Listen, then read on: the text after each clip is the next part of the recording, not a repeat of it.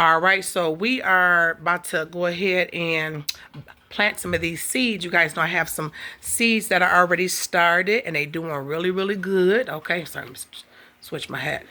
All right, we got the hat switched up, you know what I'm saying? This is how the guys be wearing it, even though they almost 40. Hey, it is what it is, whatever you like. Okay, so we have the marigolds there. We have the calendula. We have the alyssum. You see really, really close. You can see there's little babies over there. The marigolds are growing. So we have them coming up. They're popping up. I'm also going to show you the eggplant is growing. The okra. The banana plants haven't started growing yet, but but our what is it called? Giant bamboo has been growing. So we got that together, okay? All right, so some of the things that I have here, I have some winter squash, okay? And I have all of the things labeled here. I have some celery, some different type of melon, Swiss chard, and I love this Peter Pan sea squash. I love squashes. I can eat them all the time. They're very low in calories. They're very delicious. And they're very good for you as well. Very high in vitamin B's, which is very good for you. And it just tastes well. The good thing about squash is anything that you cook it with, it kind of absorbs the taste of. So you can put it in a stew. I love it in a stir fry. You can put it in an omelet. You can do it. You can roast it. I showed you guys I grilled it the other day as a meat substitute. It's just a really good food. And so remember, you want to plant foods that you and your family actually going to eat, or at least you, you know. If you guys don't like tomatoes, don't plant tomatoes. Speaking of tomatoes, I have these black creme tomatoes here. You can look closely. It's kind of like almost like a beefsteak tomato, or like a cross between the beefsteak and the heirloom tomato. Okay, so different tomatoes have different flavors, and this one will be really good. Like if you put it on like sandwiches, I like to eat mine regular with salt, like a little bit of salt sprinkled on top, maybe a little bit of balsamic vinegar, and that's it. I do have some flowers here as well. And we have some white yarrow. A lot of these flowers that I'm bringing in these beneficial plants is going to bring in the beneficial bugs. And they kind of like take out the ones that we do not want. Okay, so we have to not be ignorant of the devices and fortify ourselves, right? Of the different locusts and the worms, the cankerworm and the palmer worm and the locusts that try to come and eat up our things that we planted for ourselves and our family. They would like to come and eat and fatten themselves. You'll see a caterpillar fattening itself off of your food, and it's like, and then it'll go into a transformation and be like, haha, I'm a butterfly. See you later, bitch.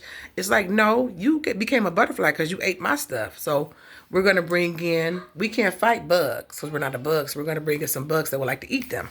So that's what the white yarrow is going to do. And then also this rosemary. Unfortunately, my beloved rosemary plant did not make it through the winter, but hopefully I'm thinking it's gonna make a comeback, because it's starting to turn from like brown to like that dark green, you know. It might be coming back. Sometimes they be dormant. So I would tell you, keep hope alive, and then don't, you could prune it down, but don't dig that stuff up. It might still come back. And of course, everything that most black people love to grow is cucumbers, baby. We love some cucumbers. And I have some of these. These are Rutgers tomatoes. So see, you can see. Let me show you the difference if I can hold them side by side. It just depends on if you're a tomato. I'm a tomato girl. I love tomatoes. They're excellent for the heart. They have a lot of lycopene in them. Very, very good for your heart. And it's actually a fruit, so it's not a vegetable. Then the good thing is, if you want to, you can collect your seeds from your harvest too. So it's a gift that keeps giving. Okay, so you can see the difference and how it's kind of set. Also, not just because how it's cut, but you can see there's a difference in the color as well. Okay, so that's something really fun. And then you want to get all of your things labeled. You could use old school popsicle sticks. I have those as well. I have even used, and some gardeners are going to be against this, some plastic spoons when I ran out. And I just had to like write on there like, this is what this is, right? So I have my seedlings here, which again, I know I showed you. Did I show you yesterday about the sand? Maybe I'll show you when we get outside. But you can use sand to start your seeds in. It's a cost-effective way. But I also still, I like to be a little bougie. I like to be down to earth and a little bougie. So this is a little bougie, little seed starters. The little pellets that you can get. Fill them up with water. They pop up like this. It's all my gardening supplies. So, never mind that. And then I love these. I showed you that I've been using my egg carton, but they also have these too. And you can just rip them right off and plant that right in the ground. And I would tell you just to kind of like loosen it up. See, I was opening it up already. and it is just adding to the dirt. We like to add back to Mother Earth. We're very grateful for that. So we're going to get these seeds started. And I have not forgotten what I told you guys about yesterday with the dandelions. It wasn't dandelion in oil. It was dandelion in water and vinegar. I preserved this last year. This tincture can be taken for a pain relief. And you can use it if you have stings and stuff like that. So I love my old jars. Yes, I collect jars. I'm turning into my grandmother, Ernestine Ting for short. So there we have those there. And then I did have something in oil. This is a bonus to show you guys.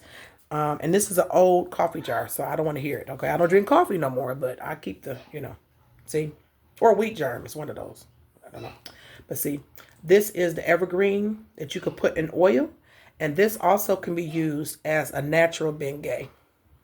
So this is like evergreen oil, spruce oil. And it smells good too as well. You can even use this like if you really want to try to like just add it to a little bit of your polisher and like polish certain type of wood sound. You want to look it up with a little bit of oil and it just smells so good. Or as like a natural cleaner if you're trying to like get some stuff cleaned off outside. You can use it for that. Even use it like to clean off your grill a little bit. Okay, but just be careful because it tastes like a Christmas tree. All right, but you can use those things for that. So I do keep I have my old school mason jars too.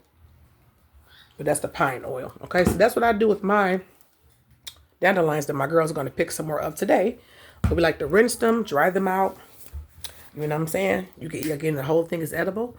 All right, so that's what I'm going to be doing, okay, for Gaia's Garden. This is Gaia's Garden, also known as Diamond Chronicles, over and out. Much appreciation and gratitude, and I love everyone with your positive energy, and I'm just so very grateful for all of the beautiful people that are genuine and that are, down for whatever this cool vibe, down to earth people. Peace.